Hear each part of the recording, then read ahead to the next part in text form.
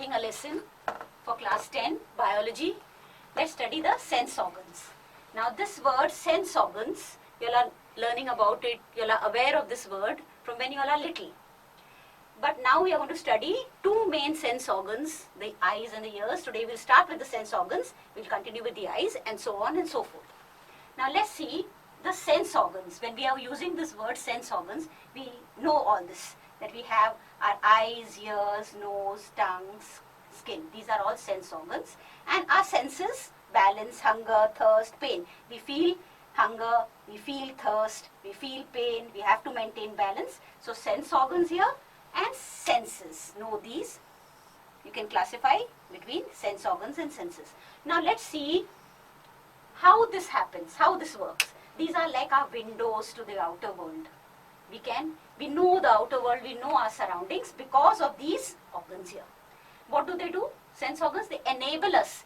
Externally, these are externally. They are externally enabling us to understand, become aware of what is in our surroundings. Internally also our senses are helping us to be aware of our inner surroundings. Inside what it is. So outside and inside, it creates awareness for us. That's why I mentioned there, enable us to be aware of conditions of our external and internal environment. Now, how does this happen? In the previous lesson, you learnt about receptors. Let's quickly revise what are receptors. Receptors are cells, or they can be a group of cells in the sense organs. What do? They receive the stimulus from outside.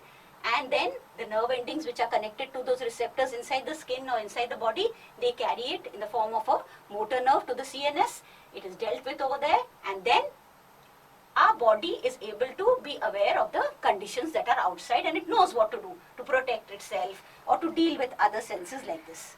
So receptors are what? They are specialized cells, or they can be a group of cells which are able to perceive outside data, able to receive the stimulus.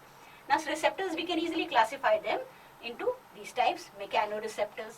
When we say the word mechano, we understand that it's some kind of a mechanical thing. Mechano, chemo, photo, thermo, phonoreceptors. All these words, the names themselves convey their functions. Now what would be a mechanoreceptor? It would be something which can feel pressure, pain on the skin. Mechanoreceptors. You can be asked to give examples.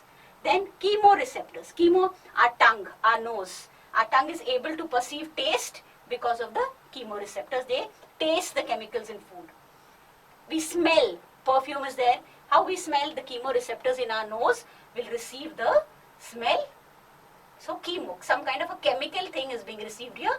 So chemoreceptors. Photo. Photo is associated with light.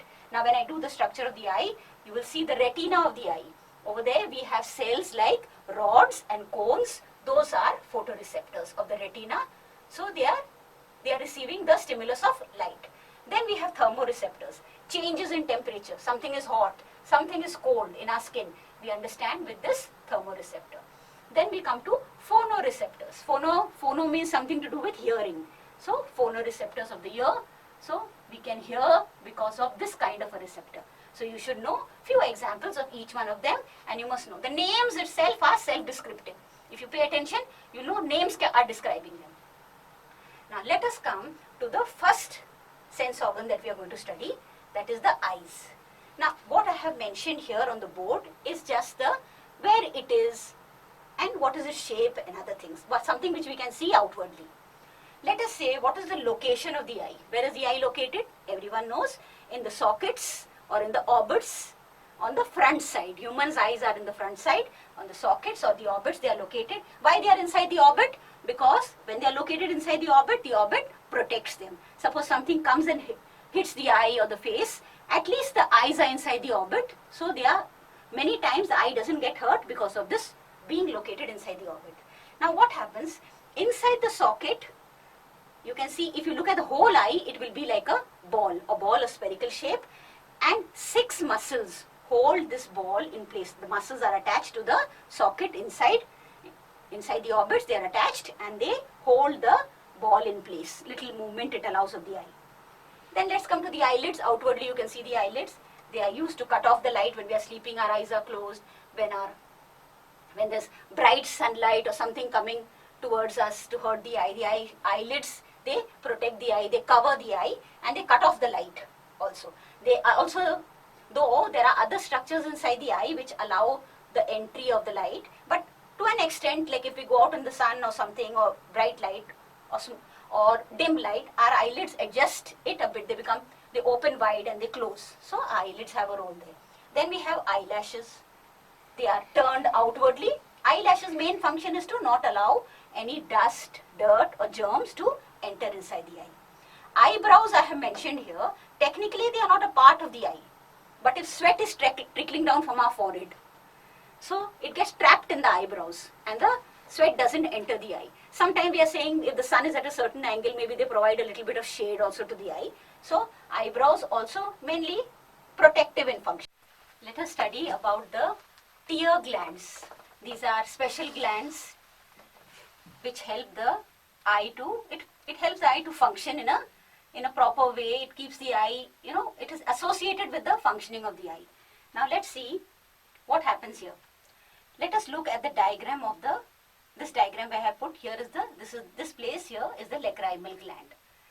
Now what is the function of this lacrimal gland? To secrete tears. Where is it located? In the upper sideward position of the orbit, of the eye orbit. See here, exactly here, this part is the lacrimal gland. See these little ducts. These are ducts of the lacrimal glands. What is the meaning of duct? Duct means tubes. Tubes. Like this. After the tears are secreted here, they move into the eye here.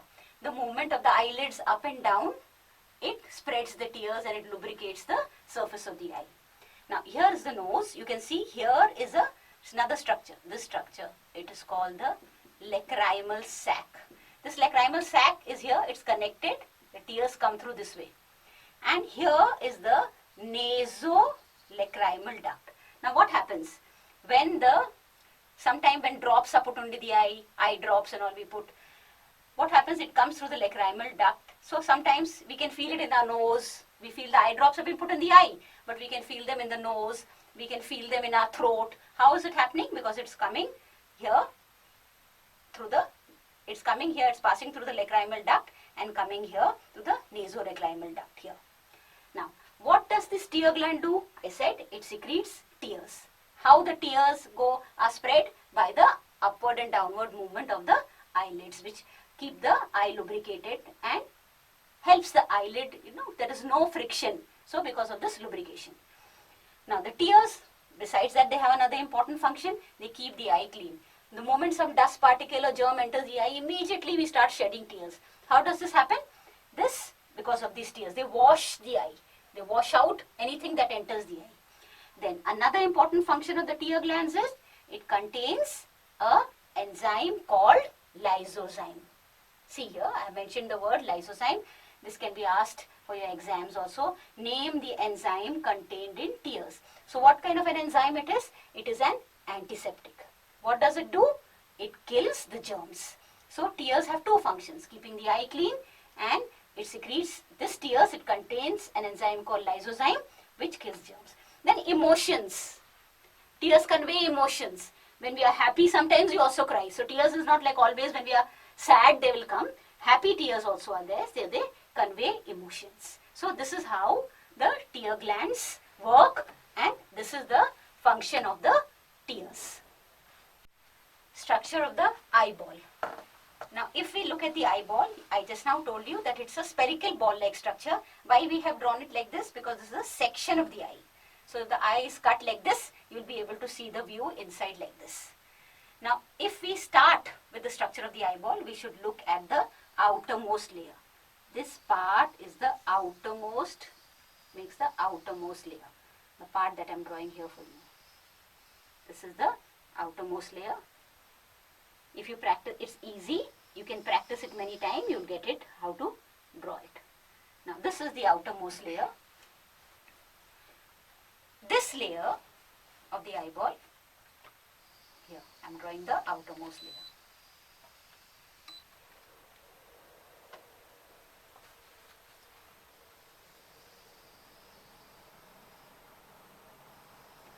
this is the only layer that is continuous all over the eyeball. So this layer is the outermost layer here, the sclera. Sclera, outermost layer, also known as the sclerotic layer. Now till here you can see it is roundish here. From this part onwards it's bulging. Now if I look at the entire sclera, from here to here everything is non-transparent, white in color.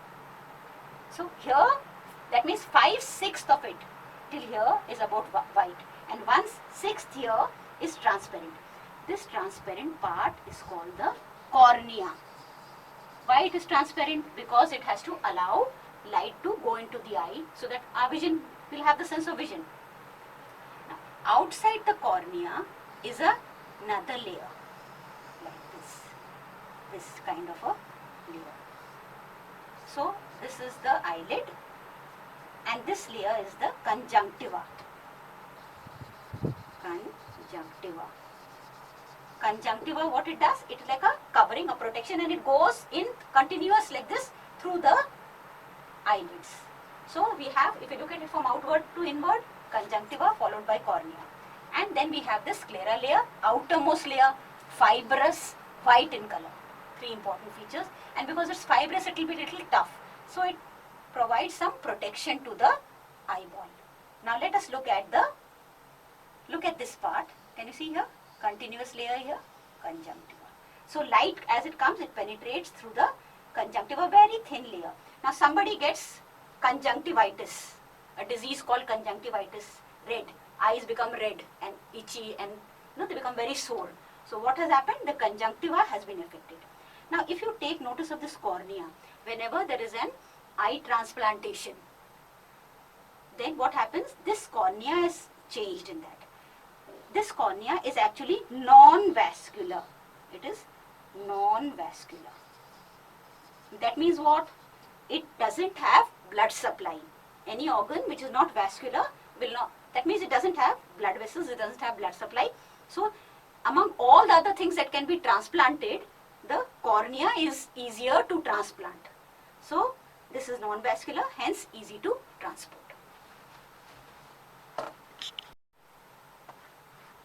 After the sclerotic or sclera, the second layer of the wall of the eyeball.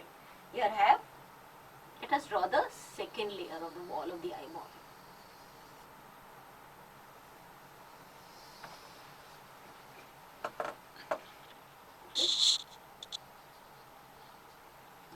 Look at the second layer of the wall of the eyeball. This layer is called the choroid layer.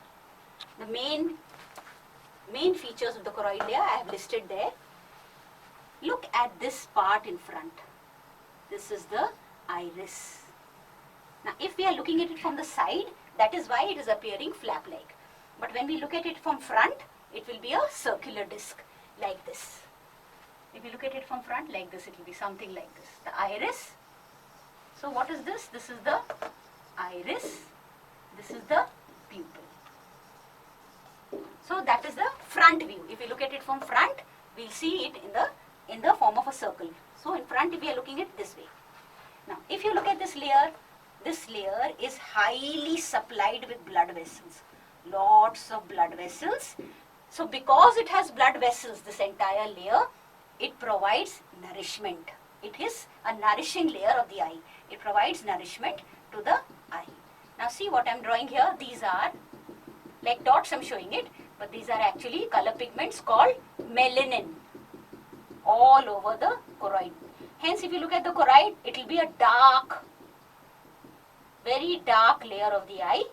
It has reasons to be dark. Why it is dark? Because of the melanin. But what are the reasons for it to be dark? So that when light enters inside, there will be no scattering of light. It prevents the scattering of light inside the eyeball. This part I said in front here, let's label it. Should be a bit round here, let's label it here.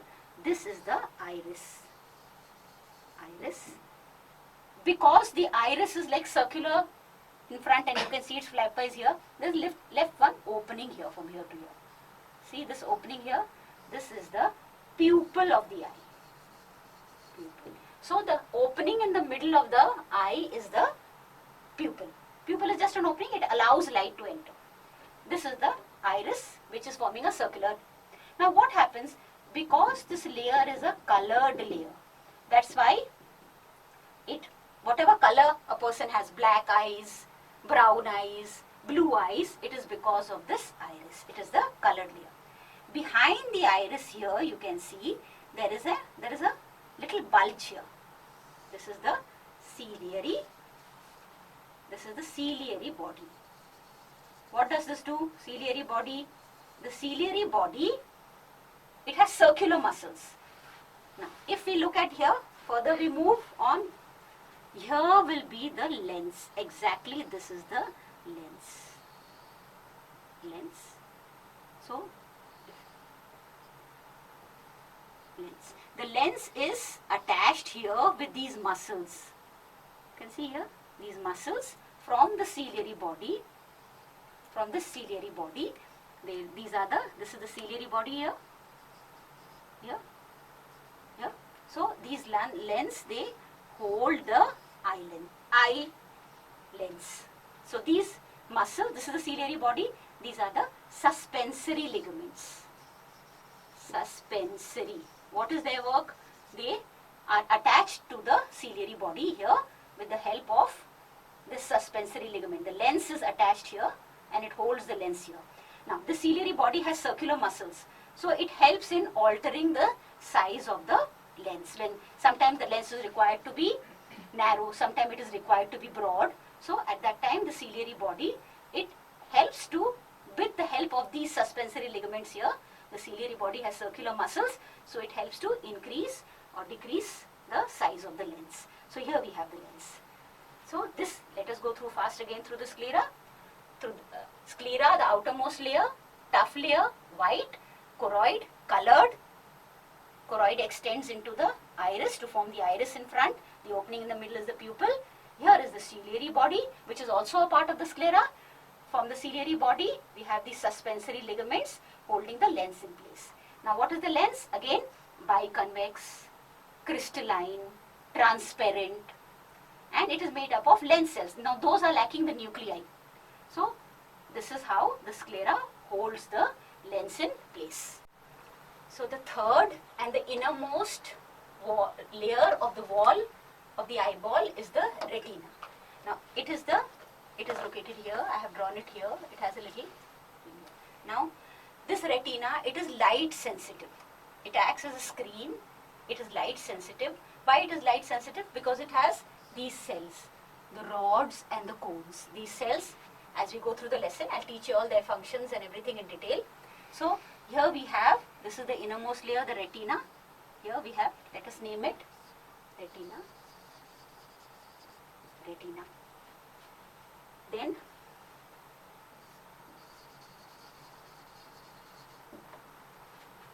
let us look at the wall again, sclera, choroid, retina. Retina, innermost layer, light sensitive layer because of these particular kinds of cells called rods and cones. Now, let us look again at the structure of the eye once. The choroid extends into this structure in front, the flap-like structure with a gap in the middle, a hole in the middle called the pupil. The pupil allows light to enter inside the eyeball so that an image can be formed. The iris has muscles. The muscles, they control the size of the pupil depending upon the intensity of the light. So, the iris is responsible for how much the pupil has to be open and how much, at what time, how much has to be closed.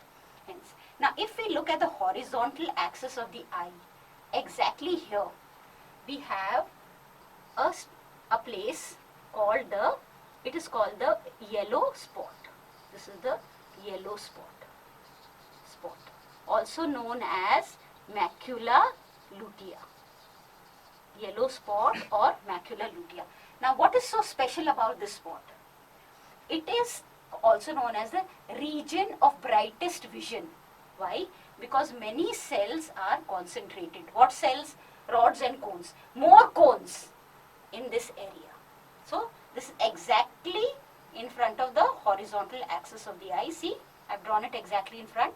Yellow spot or macula lutea here. Now, this part, retina, that we are talking about, it has lots of nerve fibers coming this way, all penetrating the retina. And together they come out here and form the, from here to here.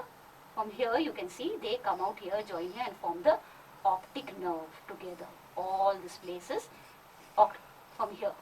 This is the forming the optic nerve. Now why is this so full of nerves? Because these nerves are attached to this rods and cones. So whatever information is collected by these rods and cones, it is sent through these nerves which form the optic nerve. This optic nerve runs to the occipital region of the brain, which is responsible for vision. So this is going towards the brain like this. Now this part from here to here, this is the blind spot. Blind spot. Why blind spot? Because this place, it doesn't have rods and cones. So this part is, this part from here to here, blind spot, exactly where the optic nerve leaves the eye, going towards the brain to be analyzed, whatever information has been collected. Hence, the retina is very, very full, high full here of these nerves which form the optic nerve. Exactly the place where the optic nerve leaves the eye, that place is called the blind spot. There are no rods and cones in this space. Yellow spot is the space here exactly on the horizontal axis of the eye on the retina. This place is also known as macula lutea. So this is the space of no vision and this is the space of brightest vision. So whatever vision, brightest vision here and no vision. That's why blind spot it is called here. Now again if we look at the structure of the eye, see the lens is here in the middle. This is the lens here in the middle. Now because of this lens, the entire eye chamber is being divided into two parts. In front it is the aqueous chamber. In front here, front of the lens till here, till exactly here, all this part also till here. Aqueous chamber. And this part, what is it called? Vitreous chamber. Vitreous chamber. What is there inside this vitreous chamber and what is there inside the aqueous chamber? Now see, I just now told you, lens in the middle, one chamber in front, one chamber at the back. Who's dividing it into two chambers is the lens. Now this contains a liquid called aqueous humor.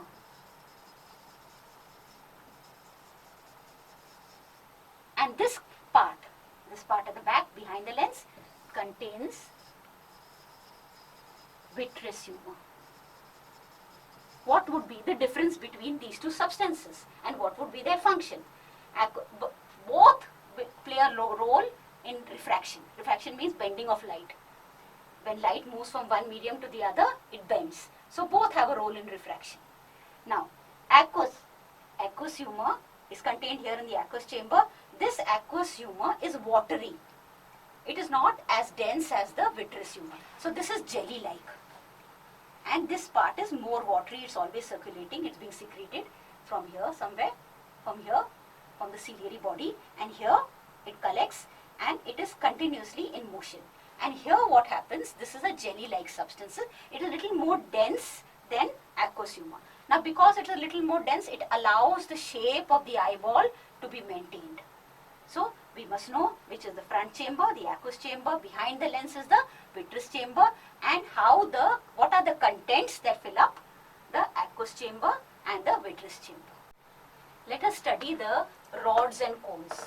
Rods and cones are light sensitive cells present in the retina. They are connected to these nerve fibers and they convey the image. Together they form the optic nerve. So all the light, they are sensitive to light, hence the stimulus is conveyed this way. Now let us study the rods and cones. Rods, they are concentrated more towards the periphery. They are more in number in comparison to the cones. They are less numerous. Cones are less numerous, rods are more numerous. Location, if we compare, location, the rods are more towards the periphery, outer side. Periphery means boundary or outer side. So more towards the periphery, more concentrated, and cones more towards the center of the retina. Now, what are the rods most sensitive to? To dim light. very sensitive to dim light.